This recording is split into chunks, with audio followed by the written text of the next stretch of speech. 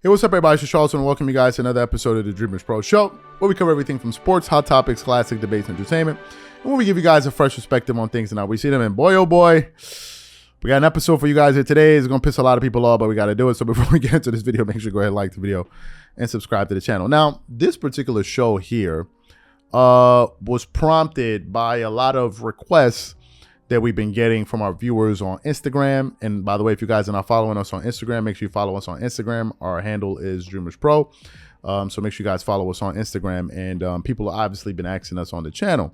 People have been asking us to do a comparison video between LeBron James and Michael Jordan, right? They kept on asking us.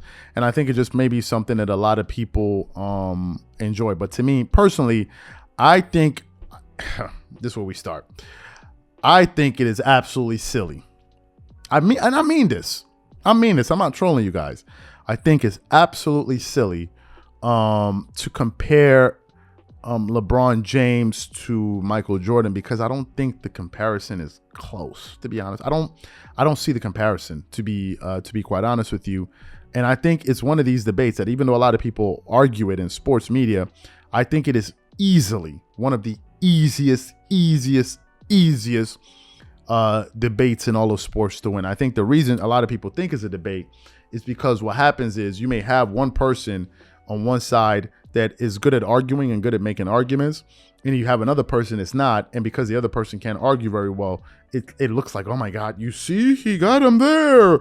Oh, look, there's a point. No, there's no point. All right, this thing is very easy to win. But before I say that, before we get into this video, I think it's very important that I say this, and a lot of people understand where I'm coming from. I do believe that LeBron James is a top 10 NBA player, and arguably a top 5 NBA player of all time, right? And if you come through a lot of people's top 5, they'll probably have different players there, but I think he's easily a top 10 NBA player of all time, and arguably a top 5 NBA player. I actually had LeBron in my top 5 before last season, funny enough, but after the disastrous season that the Lakers had, all of that trash that they were talking, all of that trash, right? All of that hype, telling people to keep this energy, keep all of that energy, all of this nonsense. You go into the season knowing damn well that you guys are supposed to be title contenders, and you guys were pumping up your chest like that. You don't even make the play-in tournament. No. That is going to count against you. It's going to count against you. And a lot of clowns out there were like, how are you going to count it against the guy who's 37 years old? But then the same people talking about, look how great he's playing at third. So which one is it, man? Is he 37 or is he not 37 or 36? Which one is it, right? Now, I do think it's important to say, though, however, that I do believe that depending on how LeBron closes out this thing, that he can definitely get back in my top 5. And it's also important for me to say to you guys, that is just my top 5. It's not the top 5 of the world. It's just my opinion and my opinion alone. It doesn't mean that my opinion is the fact or whatever it is. It's just my opinion. So I thought it was important to say that. But before we get into this content here, this video is brought to you by our sponsor, Aura, who's also the official sponsor of the Minnesota Timberwolves. Do you know what the fastest growing crime in America is today? It's identity theft. Imagine trying to log into your email only to see that your password has been changed. Then you start getting weird notifications from your bank and credit cards, only to find out that all of your personal and sensitive information has been totally compromised. If you think it can happen to you and your family, just know that in 2020, over 49 million Americans were victims to identity theft, costing them a combined $56 billion. That is why we are excited to partner with Aura, who's a sponsor of this video. Aura is the #1 identity theft and financial fraud protection. Aura monitors the dark web and alerts you if any of your passwords and accounts have been breached. And funny enough, after using Aura, I discovered some of my credentials were floating around in the dark web, and the app showed me exactly when and where the breach happened. In addition, Aura allows you to set spending alerts, and they'll notify you of any suspicious transactions. Aura is 4 times faster than any of its competitors in alerting you if someone is trying to open a credit card or obtain a loan using your name. And remember this, every 14 seconds, someone becomes a victim of identity fraud. Don't let it happen to you. Now click the link in the description and try Aura for free for 2 weeks and see if any of you or your family's personal information has been compromised. Start your free trial at aura.com/dreamerspro. And when you try Aura by using the link in the description below, also know that you're supporting this channel. Thank you. Okay, so let's break this thing down here, right? Let's just break this thing down. I want to I want to debate this argument from a basketball standpoint first, and then we can get into the accolades and stats and all of that. Stats and accomplishments and all of that. To me, the reason I think this debate is very, very simple is very easy, because you just got to ask a few fundamental questions here. Okay, we're comparing basketball players, right? And then we're also going to compare their resumes. From a basketball player's standpoint, who's the better defender between Michael Jordan and LeBron James? That's a very easy answer. Michael Jordan was the more elite defender. Period. End of story. It's not even complicated. It's not even like, okay, we need to spend a lot of time. No, it's not. He's a far more superior offensive player and more clutch NBA player. This is easy to understand. He's a better free throw shooter and clutch a free throw shooter. Now, LeBron is a slightly better passer, because it's not like I said MJ couldn't pass the ball, average 8 assists a game if he wanted to, but he's a slightly better passer and slightly better rebounder because of his size, right? So I give him that. So we understand that. But I think Jordan wins most of those important categories. That's number one, right? It's not even up for now, some people say, but I disagree with you. Now we got to bring in the accolades and the evidence to prove it. Number one, LeBron James has made 6 all NBA defensive. No, what is it?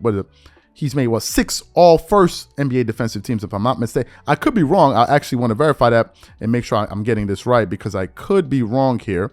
Let me just verify this if LeBron has actually made 6 all first. No, LeBron has made 5 all first defensive teams and 1 second. LeBron, for his entire 20-year career, has only made 6 all NBA defensive teams. That's all. Jordan, on the other hand, has made 9 all first defensive teams, and he won a Defensive Player of the Year. So as far as defense, there's nothing literally to discuss. And to add insult to injury, he also led the league in steals 3 separate times. So that's one thing.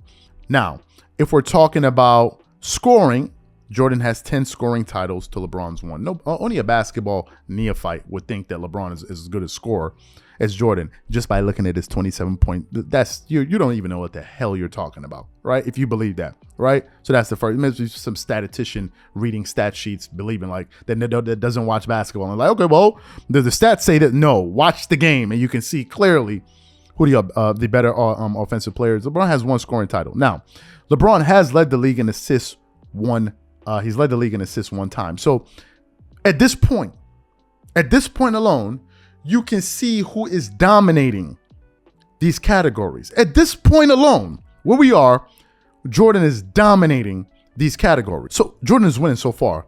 Then we continue on. Let's talk about winning. Jordan has won 6 NBA championships to LeBron's 4 NBA championships, and it's not bad. It's just that this guy's won more. Jordan has 5 regular season MVPs to LeBron's 4 regular season MVPs. We understand it. We understand it. Jordan has 6 finals MVPs to LeBron's 4 finals MVPs. Now, in terms of overall dominance, this is where I think the thing is laughable. Absolutely laughable, clownish, silly.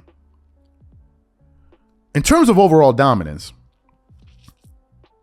Michael Jordan never lost more than 2 games in a row from 1990 to 1998. When we talk about dominance, if winning is not associated with your dominance, I don't want to hear about your dominance. To dominate means you're dominating others and you're winning. There's no other form of dominance than that. That's number one. Number 2, Jordan has only lost 1 playoff series when he played with at least 1 All-Star. That is a mind-boggling accomplishment. These stats are knocking dudes down if we're talking about comparisons. Jordan is literally going up and these guys are falling down. They're falling down. That's why I say it's not even close. It's not even close. And for the people, I've noticed that these people that are still fighting the good fight, talking about, you act like Michael Jordan's career only started in 1990. Y'all act like LeBron's career only started in 2012. What you talking about? You want to make an argument about losing? Is this what you guys want to do? It's a bad argument. Bad, just stop there. That's another thing. And for those of you saying, oh, he's nothing but a hater. He's nothing but a hater. No, I'm just telling you the truth. Here's some more information for you guys. Jordan won 6 titles with only 2 top 75 teammates. Only 2. Scottie Pippen, Dennis Rodman. That was all. His first three-peat was just Scottie. LeBron has won 4 titles, but he's played with 6 top 75 players. For the dweebs that are about to jump up in the comment section and start twerking it up and say, Camilo was old. He was 37. Dennis Rodman was about 36 years old in 1998. What's your point? What's your point? Dennis Rodman was old too. And finally, for the people saying, who did MJ face in the finals? Let me give you guys some information here, because I know most of these guys don't have any information. They only listen to Shannon Sharp and Nick Wright when they come up with these arguments. You can tell.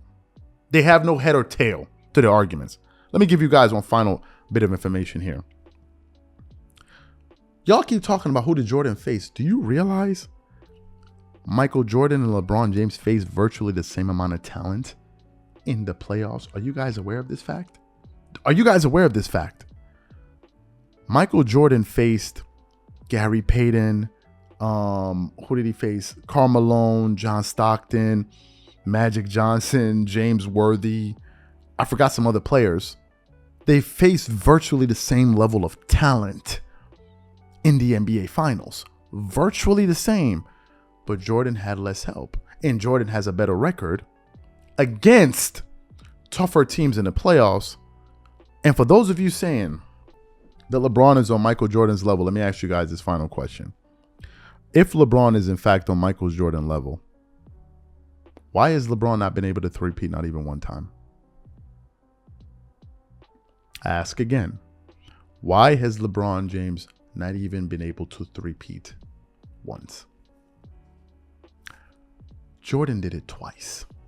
If he's as good as you say he is, why hasn't he been able to three-peat not even one time? You know why? Because he's not as good as Jordan. Case closed.